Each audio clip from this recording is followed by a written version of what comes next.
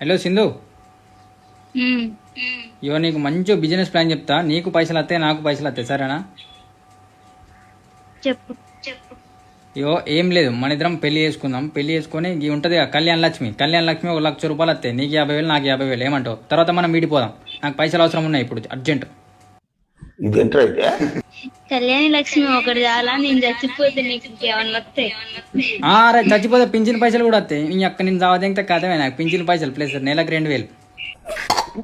ఓకేనా? మరి నీకు ఓకే అంటే చెప్పు, మనం రేపు పెళ్లి చేసుకుందాం. మ్యారేజ్ సర్టిఫికేట్, గిరేజ్ సర్టిఫికేట్ అన్ని రెడీ చేస్తా.